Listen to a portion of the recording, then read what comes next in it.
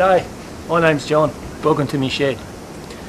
In this video I'm going to show you how to make a timber blank to make a chambered wooden surfboard. And when I say chambered, I mean a surfboard made out of solid pieces of timber.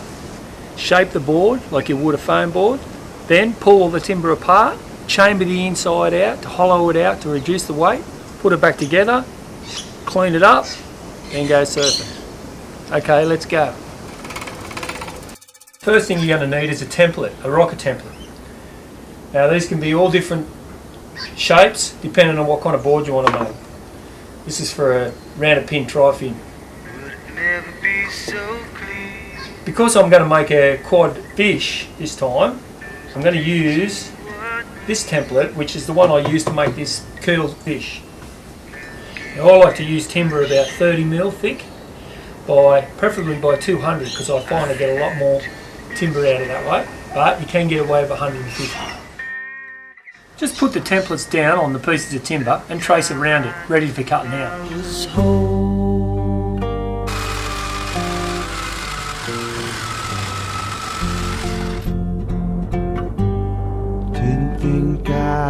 Once we've numbered and cut out all the boards, we then need to transfer the centre mark around to the bottom of the board.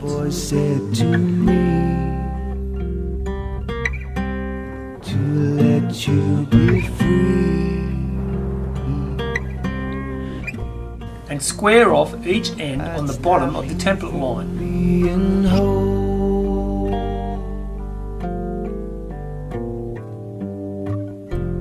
If you like, you can glue in a stringer. I like to use cedar.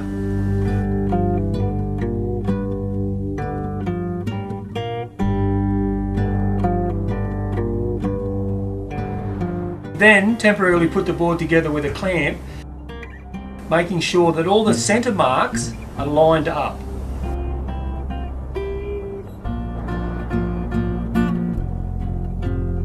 Put the outline template on the boards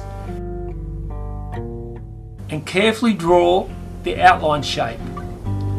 So we said our goodbye. This gives us a guide for when we're screwing it together, that we don't go outside the outline shape. I like to use batten screws. Now, starting from the rail, you work your way towards the centre of the board. When we're screwing it together, make sure that the centre mark lines and the end lines, which we squared off our rocker template earlier, are all lined up. Then it's just a simple procedure of gluing the two halves together. Just make sure the centre line marks, the nose marks and the tail marks all line up. This is very important, because if we do that, we know that the rocker is somewhere within this timber blank that we're making.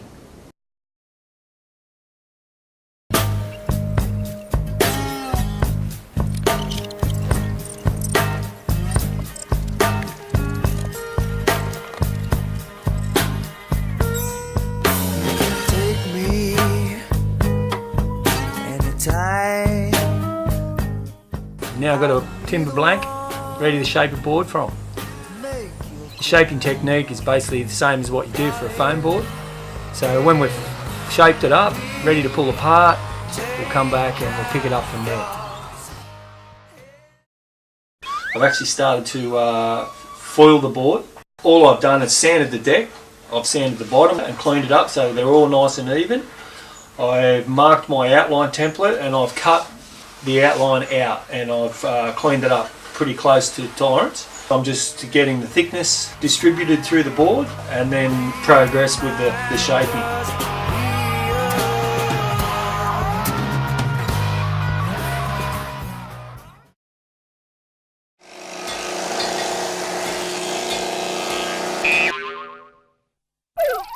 Come inside and we'll check out the shape blank.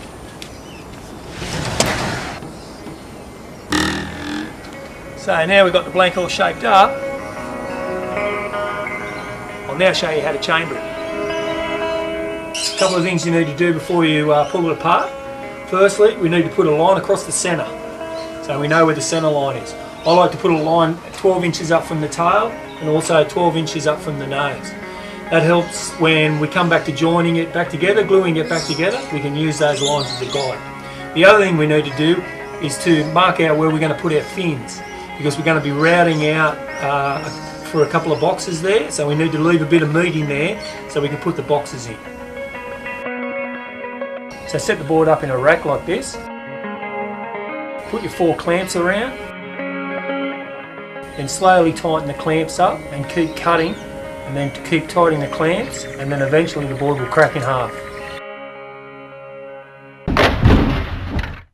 So now we've got 2 halves.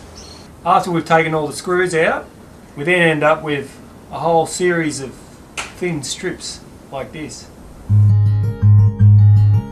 This is what we need to chamber. Now I prepared one here earlier for you. So we end up with something like this, which reduces the weight and gives it heaps more buoyancy. Take a pencil and mark out where your chambers are going to go. Then get a spade bit and drill a few pilot holes for the jigsaw. Then carefully cut along the line.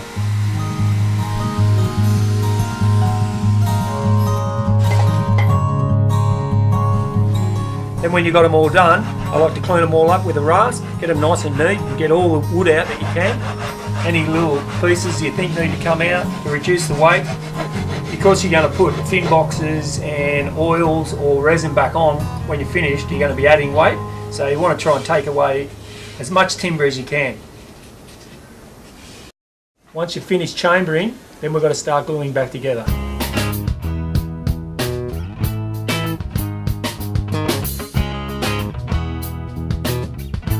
Just remember to line up those marks that we put on the board before we pulled it apart.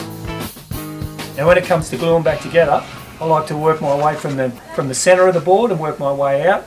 Also, I like to glue the pieces back together as soon as I finish chambering. Because they're so fine, you know, they can tend to maybe warp a bit with the weather, with the moisture in the air and stuff. So I always like to get them back together so they keep their shape.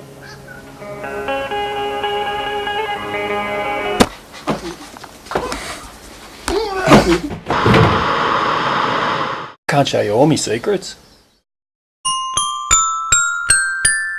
Then you finally get down to the last piece of rail.